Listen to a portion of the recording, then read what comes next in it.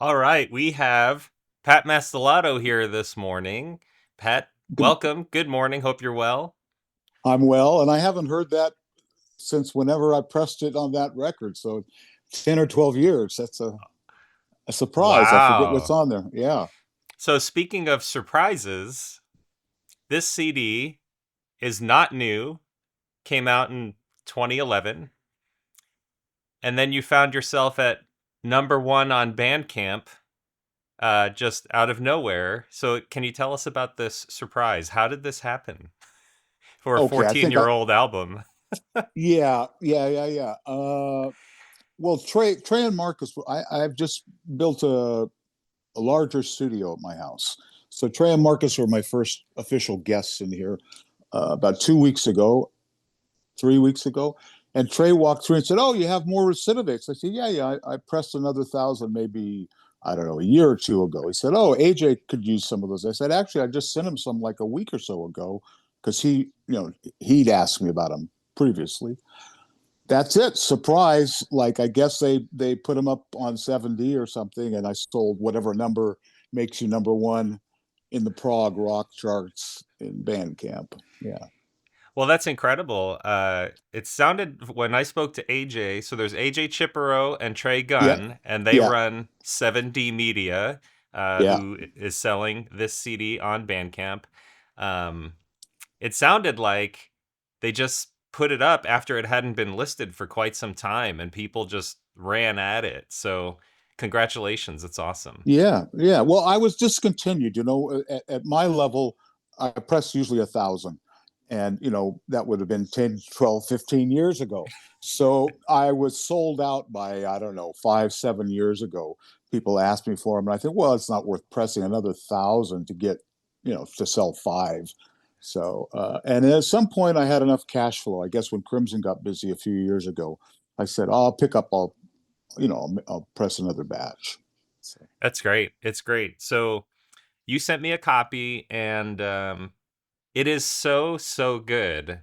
I listened to it every day since you sent it. And not because I normally do that for an interview, but because I genuinely just enjoyed it. It is a really great set of two groups of music. Could you share like the two CDs? What's going on between the two discs? Yeah, maybe I'll just even go a little step further back because it's kind of a mixtape type record. And I got married in 2010. Deborah and I got married, and I made sort of a mixtape CD that I burned my own CDRs using songs that I couldn't really ever sell. Broken Wings, The Friends theme, XTC, Crimson's Walking on Air, which we got married to. So I made these for our guests. And people started to say, "Oh man, you should press that and sell it at shows." Well, yeah, I'll get sued by Sony immediately, so that's not going to happen. But it made me think about curating a lot of the little projects that are individually released and have not that large of an audience. I thought, well, maybe if I gang them all together, and then it was pretty obvious to split the stuff because uh, I don't always play drums. I can play some amount of drumming. I can do some amount of programming. And I guess, boy, in the late 70s or early 80s, I figured out uh, I'm better if I can take advantage of both places. But I get a lot of credit for playing shit that I never really played. I programmed. So anyway, this one I more split it down the middle. Most of the more playing stuff is on the traps, like a trap kit. This comes back to when I worked with XTC. They had a little issue with the British Musicians Union to put the credits on the record. So I think it might have been Andy's. I'd have to look back to see, but I think I'm credited as Mr. Rhythm or something like that.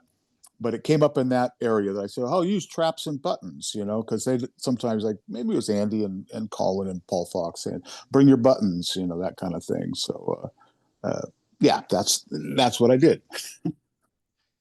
Yeah, so for people who were watching through listening, the first song, this is the first CD, Traps. Let's see, there it is, and the second CD is Buttons. So as a listener, I just want to share the first CD is much more intense, and it has a lot of that like 1990s King Crimson thrack era sound.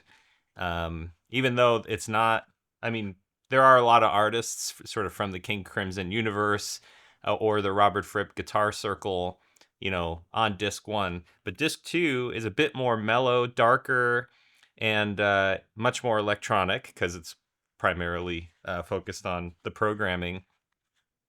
And they really do feel like two different albums. They don't feel like together. Yes, they do work, but you can definitely hear, okay, if you listen to the whole two CDs at a time, okay, CD2 has started. And I think it's really beautiful. I think you did a really great job. The songs flow well, and I was surprised at how many different artists there were and yet such a consistent sound. Were you bringing production to this? Like, are you sort of the unifying force, or was there something in the air when you were recording a lot of this?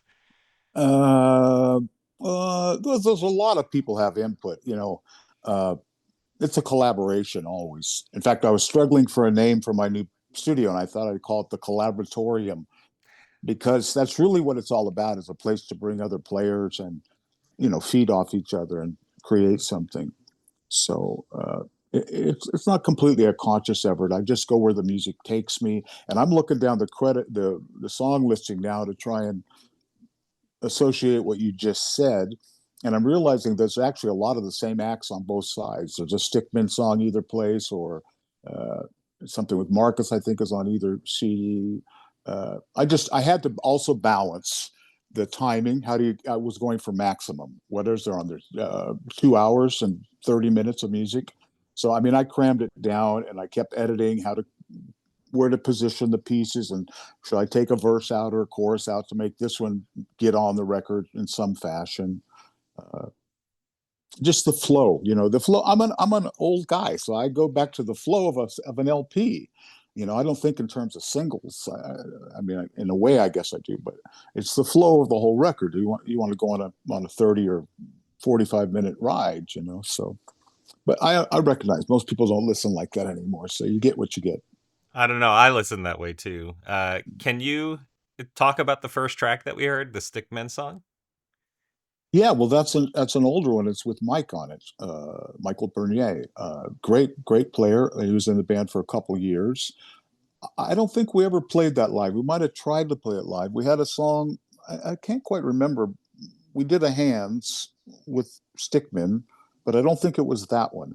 And then and I think it was released maybe on that first little EP we made with kind of the Charlie's Angel black and white cover. The next record was called Soup, and I think at that point we had parts 1, 2, 3, and 4 recorded, so they only appear, I think, on that Soup record. Um, I'm not positive about that, but so this just seemed like I really always dug that tune a lot. Actually, I was really excited to try and play it. Listening to it right now, I say thank God for Pro Tools that I could punch in and chop. I have a home studio, so I engineer myself. So it's like making sausage. You don't want to know what's going on down there. So, but usually when I get done, I present it, and hopefully it sounds like it's one cohesive thing. Yeah, it really does. So let's talk through some of the artists that we've got on here. Steven Wilson. You've got Tuner and K2. I think they're sort of related. You've got Stickmen, obviously, which we heard. Tova, Quiver, The Escapologist, Peter Kingsbury, California Guitar Trio. I love what you guys did together on that Melrose Avenue piece. Oh yeah, that was Can you great. talk through some of the, working through some of these artists? What stands out to you, on any of these tracks?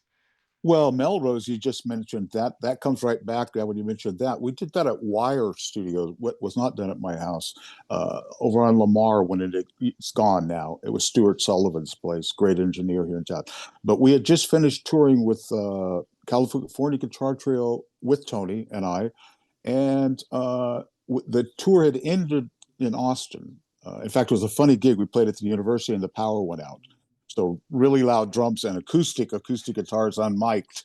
So I stopped, and then they walked out in the audience and continued to play for 20 minutes until they got the power back on, so me and Tony could join at a reasonable volume.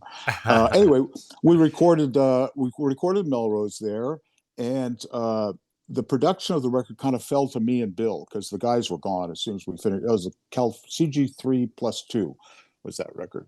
So they'd left and we continued to chop. So uh, I think there's an improv or two on there that we made into songs. And then we do Dance of the Maya on there, which we were playing live because they didn't have enough material. We did a cover of Heart of the Sunrise, I think is on that Guitar Mm, Trio record. yeah. Um, uh, Interesting thing to me on the track you played, Melrose, is I use strip silence. Do you know strip silence?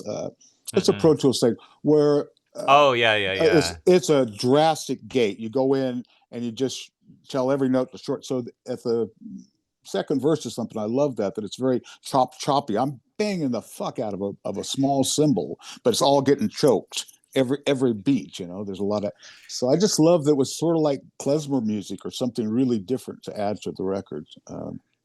That kind That's of thing. cool. So And the I should explain something about the Steven Wilson tracks. yes, please do. I was Uh, going to ask. okay, because Bert appears on some of that too. And I did make a credit sheet. I think I gave a link inside the record because I couldn't afford to make all the pages it would take to describe everything. So I put a thing up online, which I think I sent you late last night. I don't know if you got an email from me. You did. You That sent the emails, but I didn't get to look at them. okay, well, it sort of tells you a little story of each song. Mm, Sorry, I didn't. I went through old hard drives. It was crazy, man. I had like 30, 40 hard drives out wow. trying to find things from 2010 or 11 whenever I made that record. I know I made these little promo videos, stupid little videos, and had notes about who's on what, finding Well, all it that. Uh, that is and actually on your website. There oh, is cool. a page about Recidivate, and it has for every track a paragraph or two of Okay. you talking through them. So I did read through all that stuff on your website, which helped me to understand a little bit, but not totally, um, what you're doing with some of the names of these groups, like KTU versus TU. Like, Uh, and I know you do a lot of stuff with names and mashing things together. So anyway, I enjoyed reading those stories, and I encourage anyone who bought the CD, go to the website, look at the Recidivate page. I'll put the URL in the video description for people too. yeah, I had in the 90s, I guess when Crimson stopped in 97, I formed accidentally sort of a little trio here called Mastica. And that's when I realized when we arrived at that name, Mastica, oh, it fit next to Mastelotto. But then somehow, I guess it was Trey and I were doing our first recordings. So what are we going to call this? And I said, Trey, let's call it two, but spell it TU. So we could do two plus two. We can tour by finding two other artists in different regions. So we don't have to travel as a four piece. We travel as a duo and show up wherever. Like we tried to, I think, get Daniel and Juan, somebody, and try to get it together in Toronto, something like that. What the first thing that came together was with Kimo Pahoan, the accordion player, and he had a project called Cluster, a band with Samuli Kosoman, percussionist, electronic percussionist. So that was our first two plus two, and that's K2, like chemo plus two. And then I forget exactly, but Tunisia I did with a theremin player, Pamela Kirsten. So I was trying to think, how do I keep them together in a music, in a record shop? So that was the two thing, tuner, and the original tuner was Marcus and I, and now tuner with a hyphen, hyphenated version is with Trey. And they, like I say, they're just here last week. We were composing. Basically, they were composing. All the other recordings we've released with Tuner have been improvs, just straight up improvs that we listen through, and maybe it's a half an hour and it gets down to 10 minutes, or it's 10 minutes it gets down to six, whatever. Or we take a chunk, but it's improvised. This was no. The guys are sitting in here. No, that's a G chord. Let's try a C. Well, diminished five. Well, blah blah blah. So there's a lot of that stuff happening. It's a slower Mm, process of composition. That was the real focus when they were here a couple of weeks ago. that's awesome. So So, what I want to tell you about Steven is that just that years ago, I think through Tim Bonus, I was invited to play on a track for No Man, and I did that track and sent it back to Tim Bonus, and then I got an email from Tim that was actually from Steven. They didn't mean to have me CC'd on it. And I think Steven said something like, boy, he doesn't understand the song. This is not at all what we want. and need something soft or moody or whatever it was. So I saw the email. I wrote back and said, hey, give me a half hour. I'm still set up. Everything's here. I just sort of went the direction of your demo. It's happened to me before. You never know, do they want this? Or, some people just say, do what you do, but nobody gave me any direction on this. So I cut another track, and that's on the No Man record. And then somehow it was Steven's idea to start a favor bank where we could exchange favors. I think that's maybe when he asked me for a favor to remix some stuff. And that was his Insurgents record. And he said I could pick a track, and I picked the track. He said, oh, that one's already taken. He says, these three are the three that are available for you to do. And I listened to those, and I had already done a project or two with Marcus where we did this very hard to explain, but I have made an instructional video somewhere out there where you try to take, here's the timeline of the song as it exists, but if you chop it down to eighth notes and you got to do the math and you figure out, oh, I could put at a different tempo, I could put a bar 5 or a bar 7 in that same space. So I'm going to leave the vocals and the guitars and all these other events right where they are, but change the tempo and the meter underneath them. So that was the experiment. And I ended up taking advantage of that over the holidays. I said, well, I'll do all 3 songs so I could experiment with different tempos. I actually did 3 versions of each. So I did 9 remixes through that summer or Christmas holiday. It was over Christmas time. And that's when my wife, Deborah, keeps going, you should release that. I said, that's Steven's stuff. But a year or 2 later, I guess I did that around 2006 or 7, is when I thought, oh, we could put them into this package. So those in full form, well, that isn't even the full form. Those have been edited, but that's only available, I think, on this Recidivate record. How did Steven respond to the 9 remixes? Oh, I think he's happy. He used about half of them in different forms. I think 1 or 2 on a vinyl release, and 1 or 2 came later. And that led to him sending me some other stuff to remix. And I played on 1 or 2 tracks on Grace for Drowning. One of the tracks he sent me, he says, I don't know what to do with this. He says, I worked on it and put it away, and I just hit a dead end. So just go wherever you want with it and send it back to me. Maybe it'll give it new life. So that was kind of special. I forget what that track is called, but yeah. No, he's a great guy to work with. It's been a while, but around that time, whatever, 10 or 15 years ago, we had some long late night discussions. The mix I really loved doing was a few years later, I guess, I can't think what it's called, but it was already, I did it on that Grace for Drowning record. And then I heard his live touring band with Marco.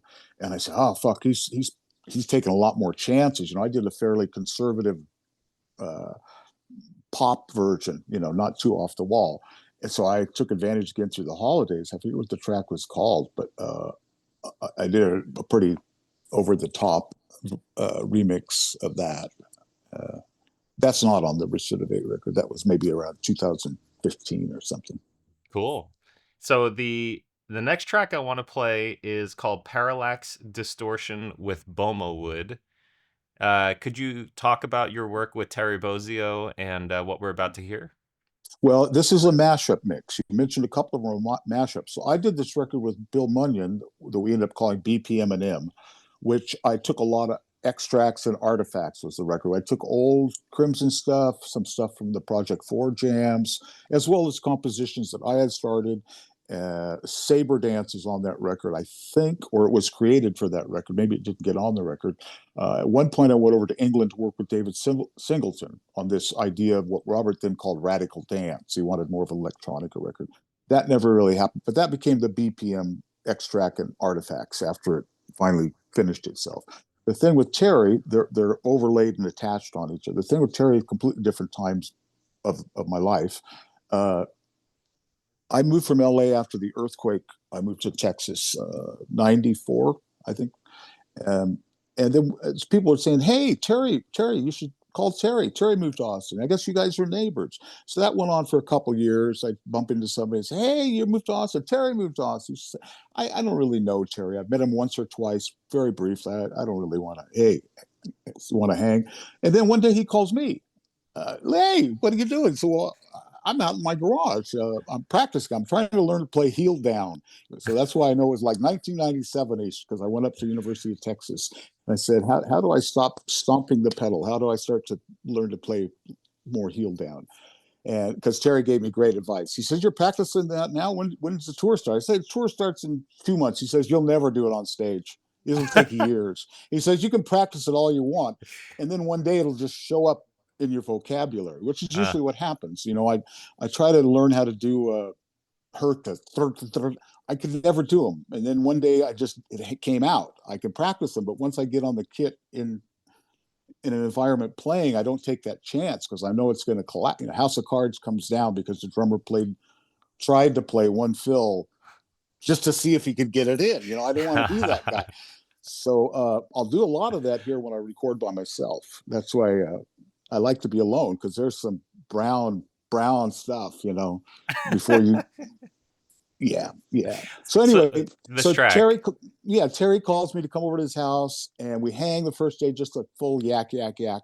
And he's got a garage full of drums, obviously, and gongs.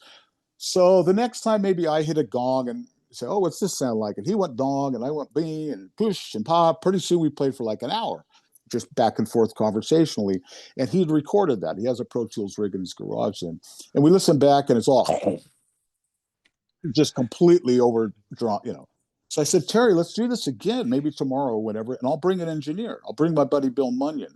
So Munyon was great that he figured out he needed to be like with a remote boom mic. So if we're playing little meditation balls, he can come right in with that big fuzzy microphone with a long boom. And I see they're going to the gong. I better back up. So there's Bill, backing. Oh, they're going to hit a drum. Jeez, I got to get around. So he's recorded a lot of it like that. And then I did some editing and we released it. So that was made pretty off the cuff. Yeah. All right, let's take a listen to Parallax Distortion with Bomo Wood.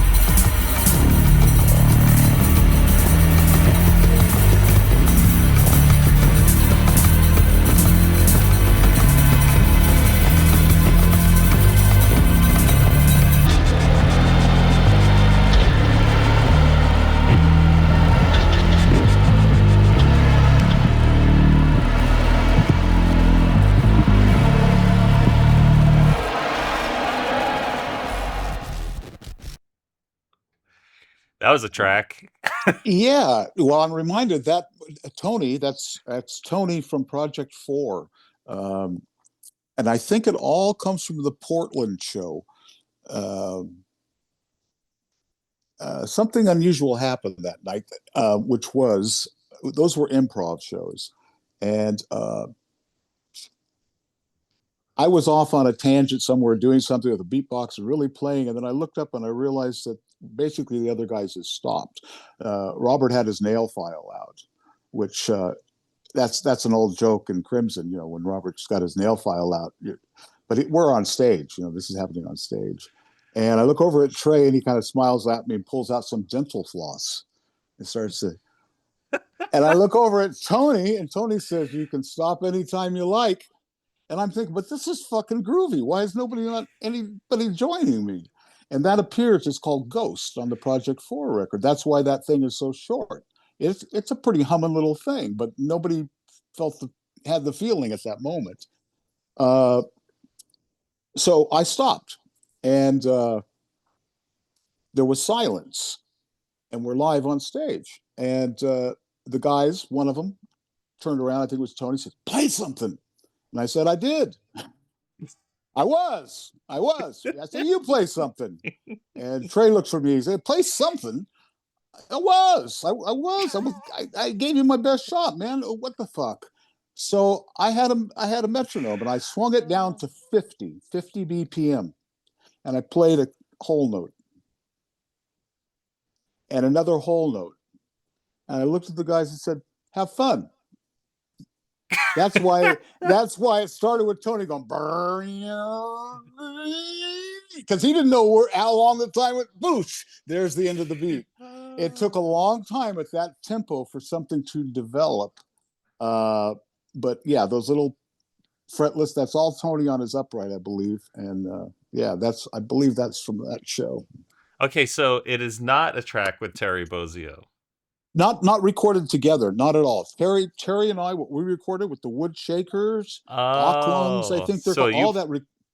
that's what you meant by Absolutely. mashup. Okay, so it's a Oh yeah, Project yeah, yeah. 4 track plus you and Terry. Yes, Okay. yes. In fact, those drums, for instance, all that beat, there was none of that when I did the project. There was other drums, another tempo, and everything.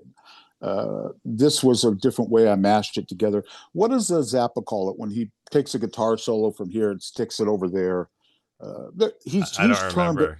he's termed a phrase for it. Well, he's got Maybe Project Object where it's all one big no. I think the beautiful solo.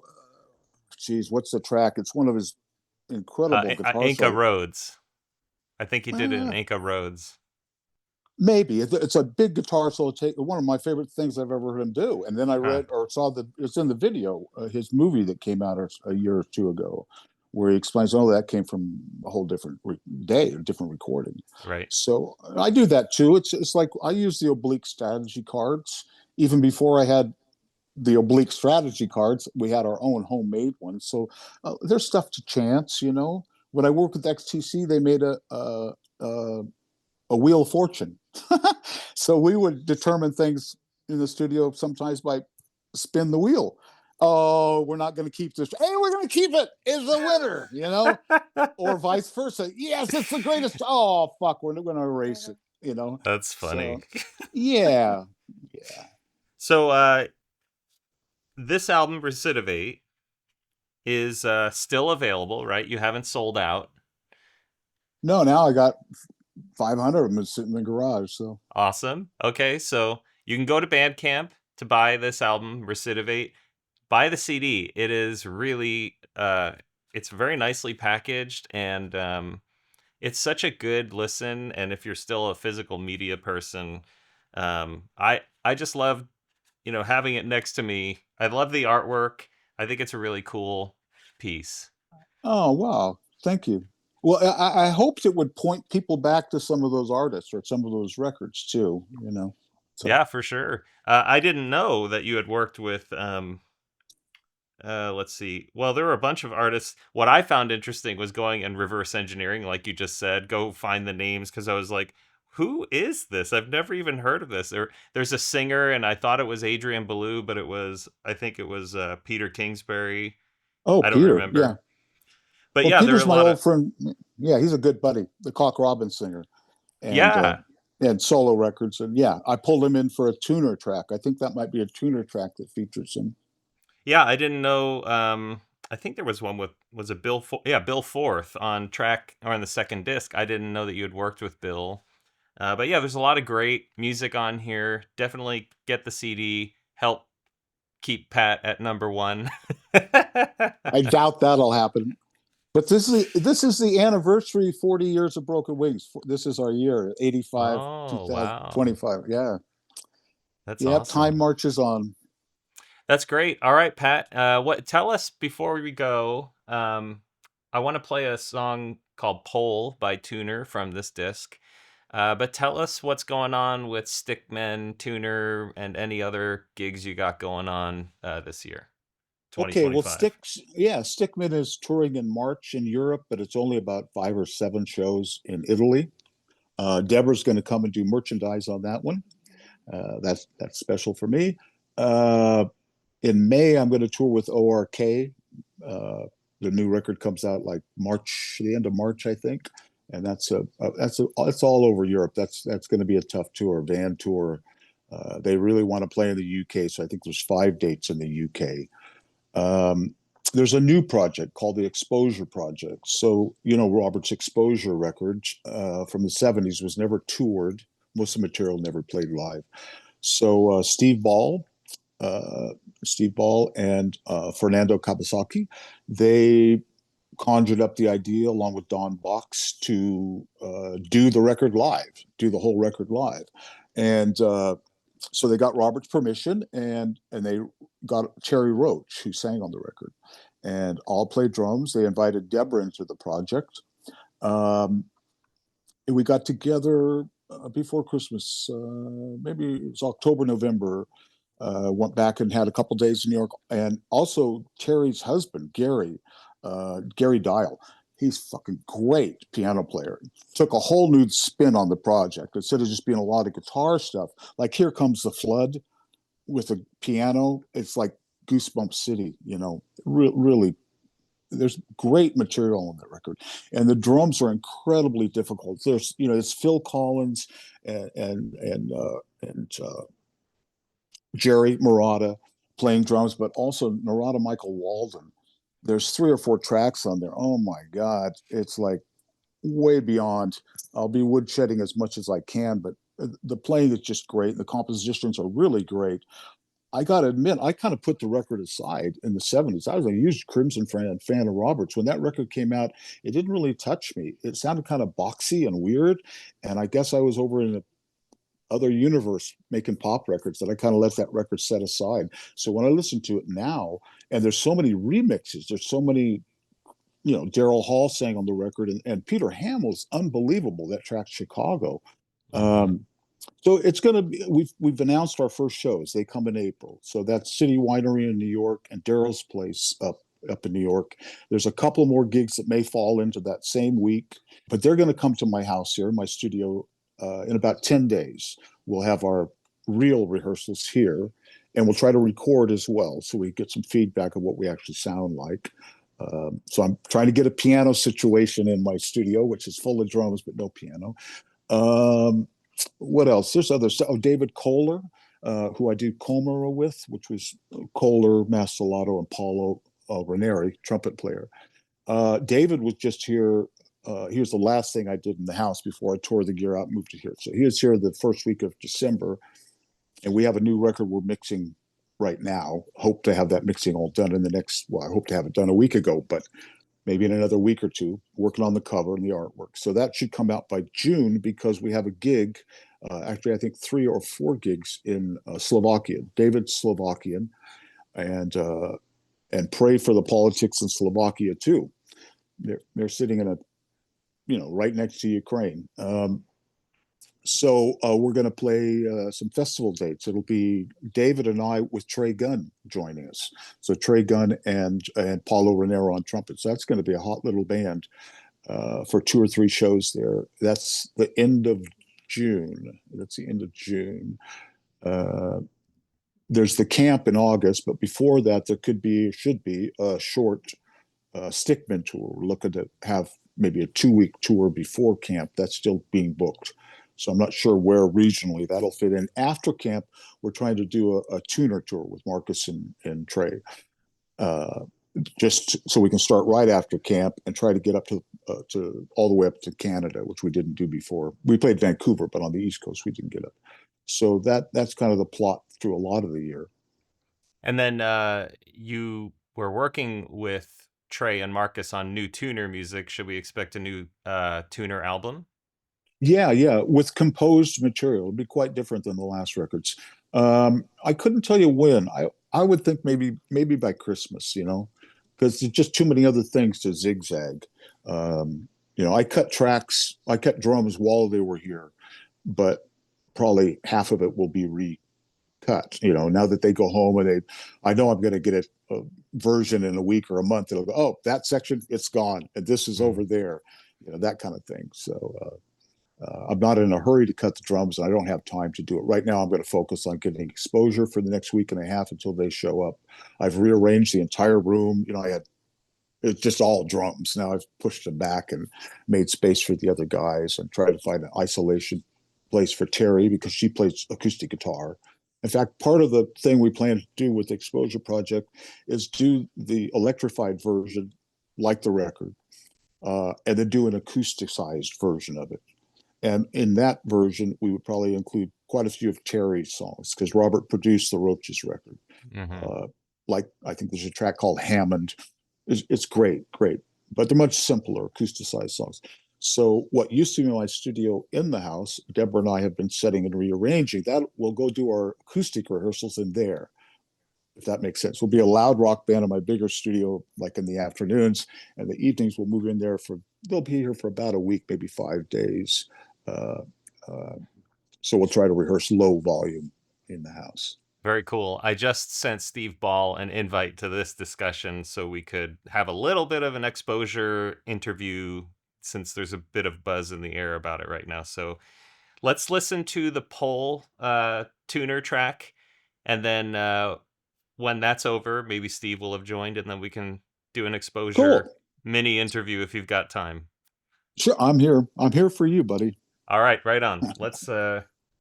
Let's take a listen, and if you want to get Recidivate, I'm going to put links to the CD in the video description, and I'll put links to the playlist that we're using here for this interview, so you know exactly which songs we listened to. That will be also in the video description, and links to the album on Apple Music and Spotify. And if you want to see links elsewhere, just put them in the YouTube video comments, and then I'll add it to the video description. Pat, thanks so much for giving us your time today. Yeah, man. Yeah, thanks for having me. All right, here we go.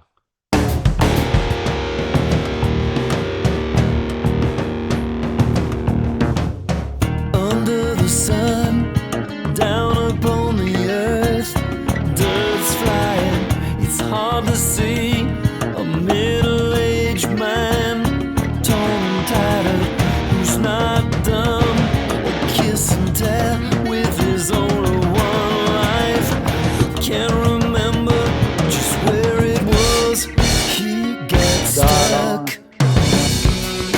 And if the one you love is really not the one you love, and if the one you love's another fucking star who falls from grace, then gets committed a big lie, folding maybe fake on his testimony, hits the mark, cuts the check, and goes to greet the public.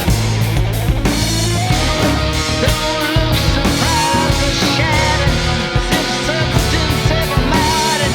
Hope splattered on the front page, making huge waves. Christians and the Jews, and whichever Muslims making the news. I can't hear myself think. I think I'm on the brink of some supernatural hocus pocus, coffee mogus.